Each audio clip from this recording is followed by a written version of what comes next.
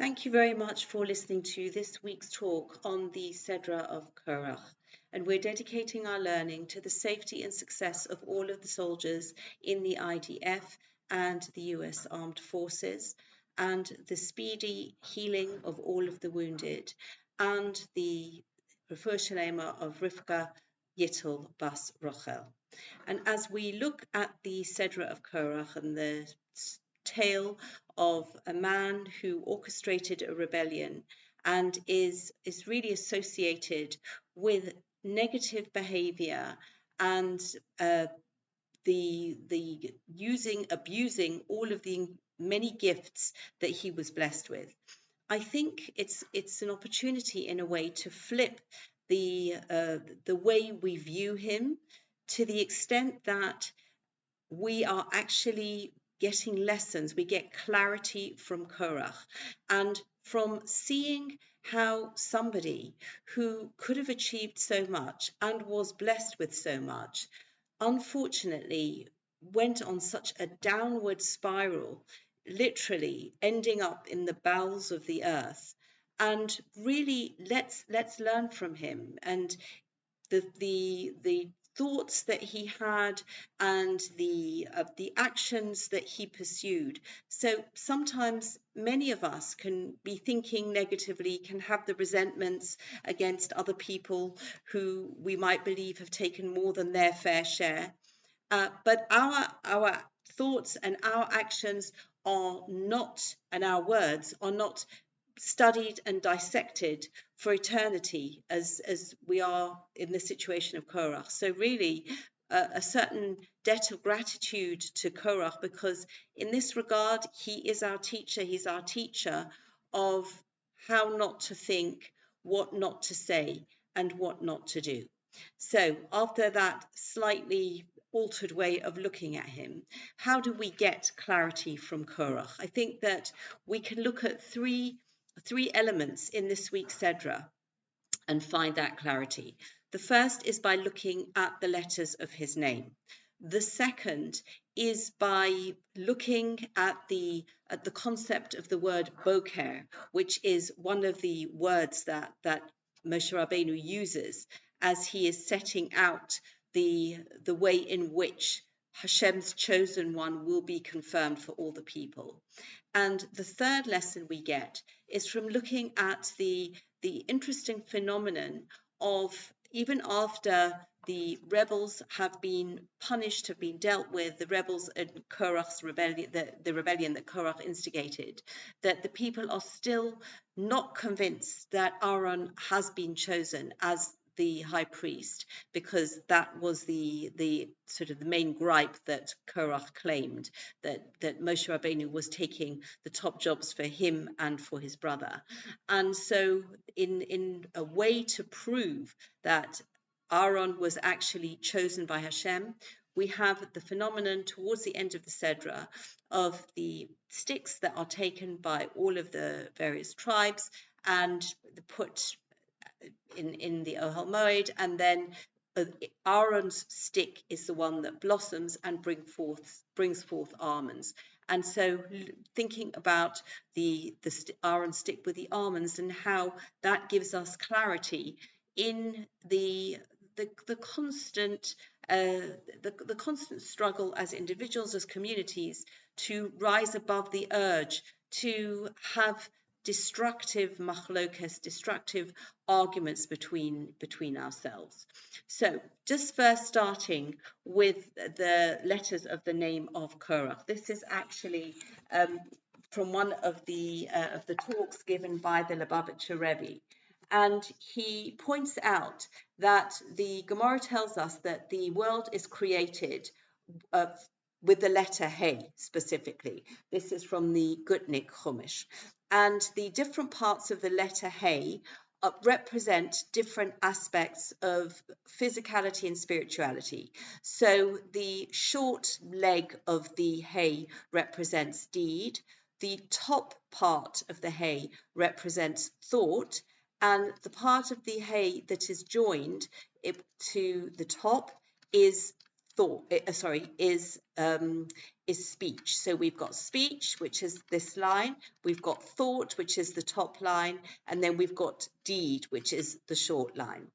And the letters of Korach are all distortions of this letter Hey, and it's an indication of how Korach abused his temporal, his physical gifts and abilities, and that they were not actually enhancing the spiritual connection that he could have nurtured with ease, in terms of his connection with Hashem.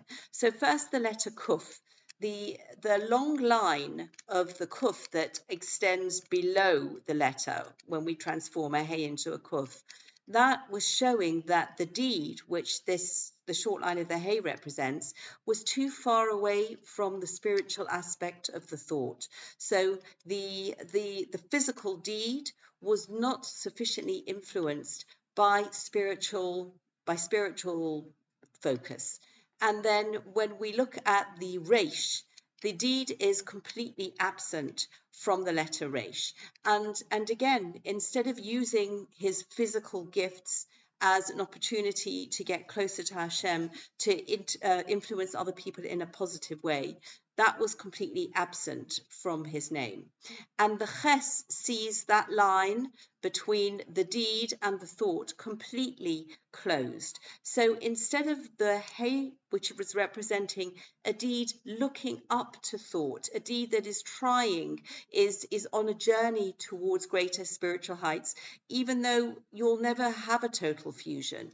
But in the letter Ches, we see that this concept, this deed, is going to be already, as it were, comfortable, thinking it has reached a goal, it has fulfilled the ultimate spiritual purpose. So really, Korach, with the letters of his name that are a perversion, if you like, of the Hey with which the world is created, a Hey that we can all be inspired by.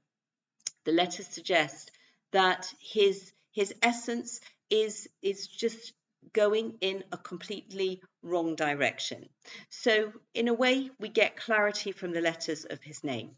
The second way that we can get clarity from Korach, if we look at the verse towards the beginning of the Sedra, and that is chapter 16, verse 5, and when after Korach has so insultingly turned around to Moshe Rabbeinu, first of all, when we look at verse 3 of chapter 16, Vayikohalu al Moshe va'al Aaron, and they gathered against, there's this almost violent surging towards Moshe and Aaron, saying to them, Rav lachem, you've taken too much for yourself.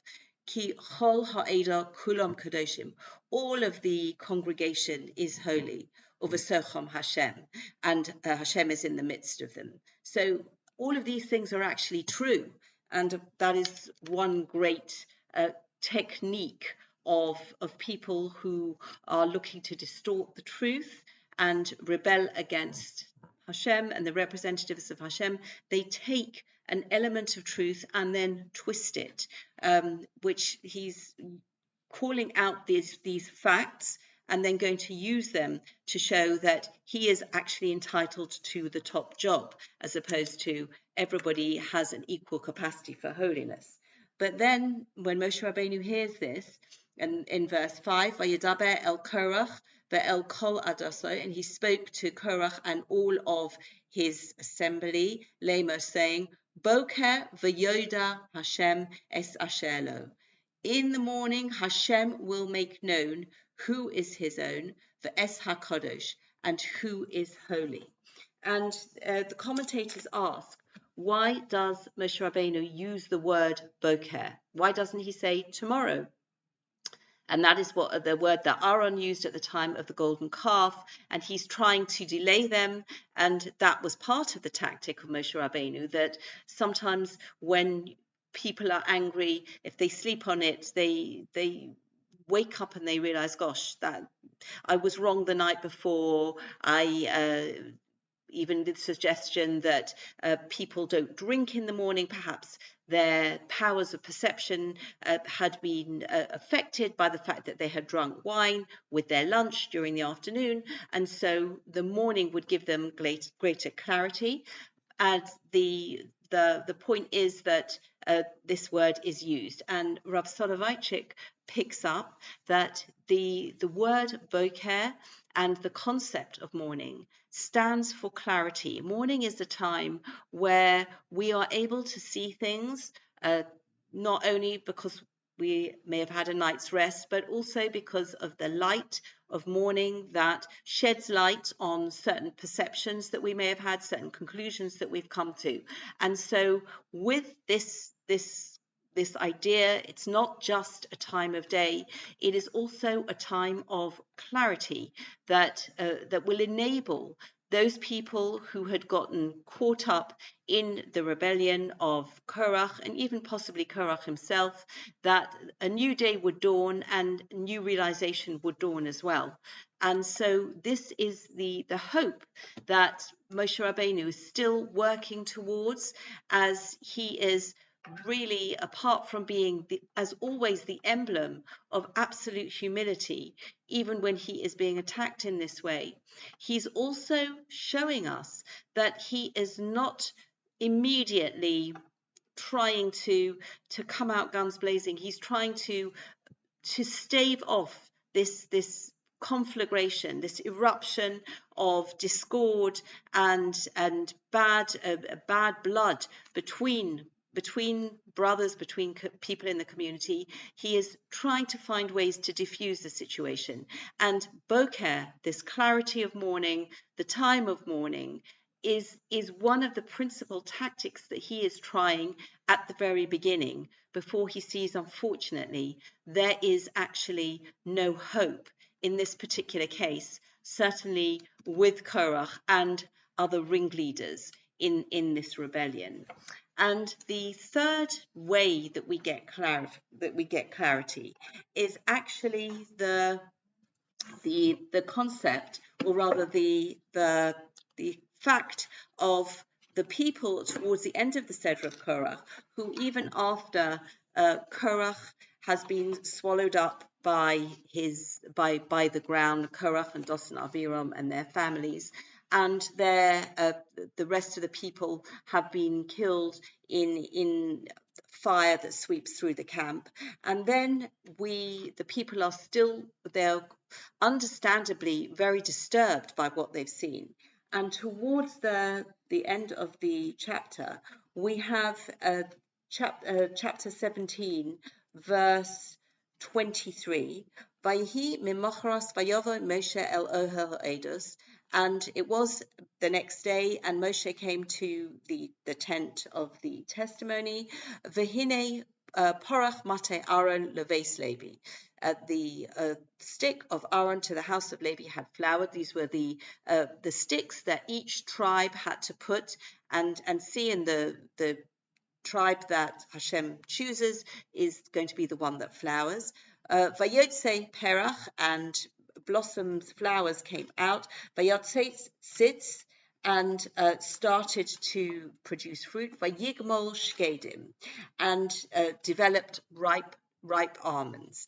And the message that these that this was the proof. The other sticks remained dry sticks, not connected to any source of hydration or soil.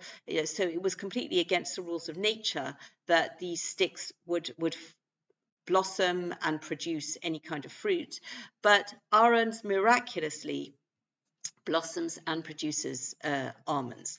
And the question is, why? What is the message of almonds? So according to Rav Shimshon in Maseches Masos, almonds are that there are a few varieties of almonds, and the almonds that we eat they often start off small and bitter, and they become sweet. And there are other kinds of almonds that start off sweet but become bitter. And so this is likened to peace in a community. Sometimes peace in a community means that there have to be negotiations and compromises, and that can feel quite challenging and bitter at the outset. But the fruits of the efforts to achieve this peace are actually sweet. Whereas if you think about the concept of machlokes, of discord in a community, so the discord sometimes can have momentary gratification of the gossip, of the excitement, of the argument, but then as it often snowballs and becomes very ugly, then this becomes very bitter. So the almonds were the emblem for all times, very clearly and beautifully displayed in this way, in this subtle way, that the fruits of peace, the fruits of communities that know how to behave in the appropriate way, that arguments do not escalate and poison relations and atmosphere amongst us. And this is the message of the almonds, that start off sometimes with the difficulties of compromise, but then end up with the sweet fruits of peace. And please God, we should all be able to learn of these lessons, receive that clarity from Korach. And also, as we go towards a new month, the month of Tammuz, this Shabbos is the Shabbos Mevorchin. We will say the blessing for the coming month of Tammuz, which is on the following Monday and Tuesday. And please God, we should all be blessed to see peace among ourselves and unity amongst ourselves that radiates outwards, and we learn the lessons that we can see with such clarity from what happened in this week's Sedra with Korach. Thank you very much for listening, and wishing everyone Shabbat Shalom in every sense of the word.